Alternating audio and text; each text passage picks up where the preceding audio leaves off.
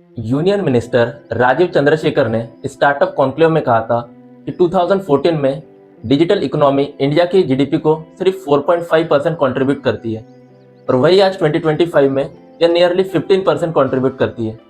लेकिन 2026 एंड होने तक यह इंडिया की जीडीपी को 20% कंट्रीब्यूट करेगी, मतलब 1/5 ऑफ जीडीपी।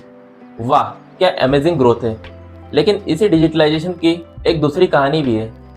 2024 के यूएस बेस्ड सर्वे के मुताबिक Gen Zs are the most unhappiest generation और इसका मेन रीजन है डिजिटलाइजेशन।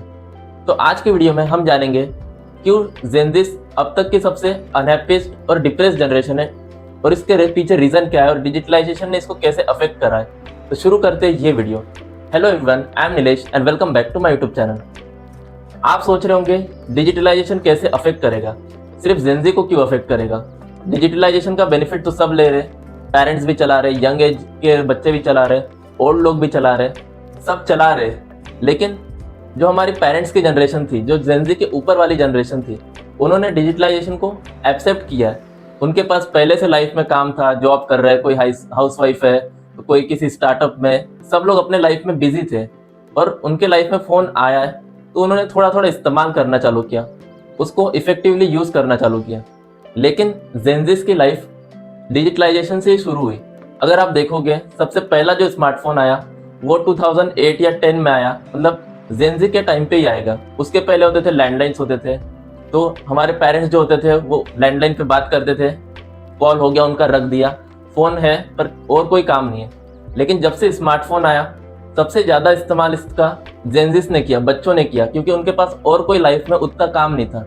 स्कूल गए, ट्यूशन गए, उसके बाद वो फ्री है, तो वो उनने अपना ज़्यादा से ज़्यादा टाइम जेनजीज ने इस्तेमाल किया है। यहाँ तक सब ठीक था, स्मार्टफोन लॉन्च भी हुआ, धीरे धीरे चल रहा था। लेकिन 2016 में एक मेजर शिफ्ट आता है। 2016 में जियो लॉन्च होता है और जियो के लॉन्च होते ही जियो ने सब फ्री कर दिया, इंटरनेट फ्री, कॉलिंग फ्री, सब। तो इसके कारण बच्चे अपना टाइम स्पेंड करने लगे सोशल मीडिया पे, यूट्यूब चलाने लगे ज़्यादा से ज़्यादा, सब फेसबुक पे शिफ्ट हो गए, इंस्टाग्राम पे शिफ्ट हो गए, पबजी खेलने लग गए। मतलब जो बच्चे पहले ग्राउंड में खेलते थे वो भी धीरे धीरे मोबाइल की तरफ शिफ्ट हो गए। उनको लगा कि ग्राउंड में क्या ही खेलना, मोबाइल में ही सब गेम आ जाते हैं, क्रिकेट भी है, पबजी भी है, फुटबॉल है, हर कुछ मोबाइल में आ गया। इससे धीरे धीरे जेनजीज को मोबाइल का आदत लगी। और मेजर शिफ्ट तब आता है 2019 में, जब कोविड लाता है। कोविड आने से सब कुछ बंद हो गया, स्कूल बंद हो गया, कॉलेज बंद हो गया, ट्यूशन बंद हो गया, मतलब बच्चों का बाहर निकलना बंद हो गया। तो उनके पास सिर्फ एक ही ऑप्शन था, मोबाइल। उसके अलावा वो क्या ही करेंगे, दिन भर किसी के पास कुछ नहीं था।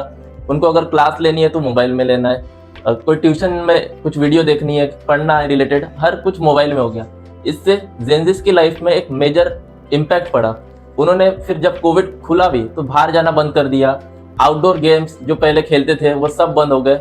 मोबाइल का ऐसा एडिक्शन हुआ कि उसके बाद वो बाहर ही नहीं निकले।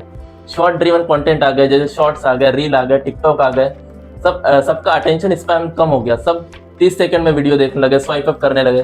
पबजी जैसे गेम्स आ गए, और गेम्स आ गए, बेटिंग ऐप जैसे आ गए गेम्स। इसके कारण लोगों की मेंटल पीस चली गई और सोशल मीडिया का हमारे आसपास एक इल्यूजन क्रिएट हो गया।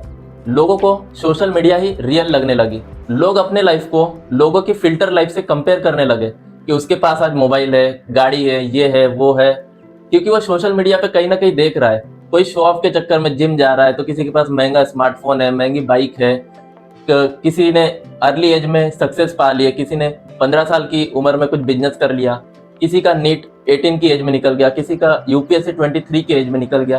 तो सबके लाइफ में सोशल मीडिया के कारण एक इल्यूजन क्रिएट हुआ, मिड लाइफ क्राइसिस आ गई। सबको लगने लगा कि मैंने अभी तक कुछ नहीं किया अपने लाइफ में, सब मुझसे आगे निकल गए, मेरे लाइफ सिर्फ फेलियर से भरी है। इसके बाद आता है नेक्स्ट स्टेप, बेटिंग वेटिंग का। जैसे लोगों को लगने लगा कि मेरे लाइफ में कुछ नहीं बचा, अभी फेलियर है मेरे लाइफ में, तो लोग छोटी छोटी उम्मीदें लगाना चालू करें कि अब मैं कुछ नहीं कर सकता। अब उनके पास ऑप्शन है कि बेटिंग ऐप यूज़ करें, जैसे 49 रुपीज़ में ड्रीम 11 पे लगा दिया, माई 11 पे लगा दिया, रमी सर्कल हो गया कि 49 रुपीज़ लगाओ, 1 करोड़ मिलेंगे, 3 करोड़ मिलेंगे। इतने टीवी पे ऐड आने लग गए, सारे बड़े बड़े स्टार्स इसका प्रमोशन कर रहे हैं। तो लोगों ने इसको अपनाना चालू कर दिया धीरे धीरे, और इसी के चक्कर में जब वो नहीं जीतते ये लॉस में जा रहे। इसके बाद एक और होता है लोन ऐप। पहले आप देखते होंगे कि लोग बैंक में जाते थे, एक एक महीना घूमते थे, लाइन में लगते थे, उसके बाद कई उनको लोन मिलता था। लेकिन अभी डिजिटलाइजेशन के कारण लोन लेना इतना आसान हो गया, आपको सिर्फ पैन कार्ड चाहिए, आपको तुरंत इंस्टेंट लोन मिल जाएगा। जो आदमी 1 रुपए भी नहीं कमा रहा उसको भी हजारों का लोन मिल जाता है। और वही जो लोग बेटिंग ऐप में लॉस में चले जाते हैं, उन्होंने लोन लेना चालू कर दिया या लोगों को दिखाने के लिए लोन ले लिया। जैसे आईफोन लेना है तो ईएमआई पे ले लिए, गाड़ी लेना है तो ईएमआई पे ले लिए, कोई महंगी चीज लेना है, कपड़े हो गए, बाकी चीजें हो गई, लोगों ने सब ईएमआई पे लेना चालू कर दिया, लोन पे लेना चालू कर दिया। और जब उसको पे नहीं कर पाते तो लोग डिप्रेशन में चले गए, एंजाइटी में चले जाते हैं। मतलब छोटे छोटे बच्चे डिप्रेशन एंजाइटी से शिकार है आज। यूएस की रिपोर्ट के अनुसार 4 में से 1 बच्चा डिप्रेशन का शिकार है, लेकिन लोग इसको रिपोर्ट नहीं करते। लोगों को लगता है कि मैं बताऊंगा तो ये मेरे बारे में क्या सोचेंगे। तो यही सारे रीजन है, लोग सोशल मीडिया के एडिक्ट हो गए और सोशल मीडिया ने लोगों को डिप्रेस करके रखा है। ये तो हो गई प्रॉब्लम, लेकिन इसका सोल्यूशन क्या है? सोल्यूशन एक ही है, अपने लाइफ को किसी से कंपेयर मत करो। आप जितना कंपेयर करोगे आप दुखी ही होगे, क्योंकि कोई ना कोई दुनिया में होगा जो आपसे इस टाइम पे बेहतर कर रहा है।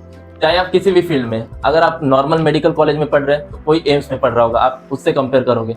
अगर किसी के पास आईफोन 15 है तो किसी के पास आईफोन 16 होगा, आप किससे कंपेयर करोगे? किसी के पास 15 लाख की गाड़ी है तो कोई 30 लाख की गाड़ी रखेगा।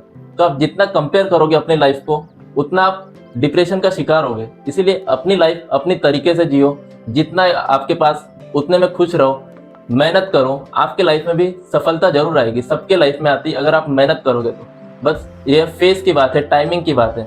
किसी को सक्सेस अर्ली 20s में मिलती है तो किसी को अर्ली 30s में मिलेगी। लेकिन अगर आप हमेशा मेहनत करोगे, कंसिस्टेंट रहोगे, तो आप सक्सेसफुल जरूर होंगे। और एक और बात, दोस्त बनाओ जितना हो सके, 1-2 क्लोज फ्रेंड बनाओ जिनसे आप इस टाइम पे बात करो। जब आपकी लाइफ में आप इस फेज से गुजर रहे हो, आपके लाइफ में कुछ अच्छा नहीं हो रहा है, आप डिप्रेशन में हो, तो दोस्त बनाओ जिससे आपके लाइफ में थोड़ा इंटरटेनमेंट रहे, वो आपको समझे। तो that's it for today's video. I hope video आपको पसंद आई होगी। Thank you.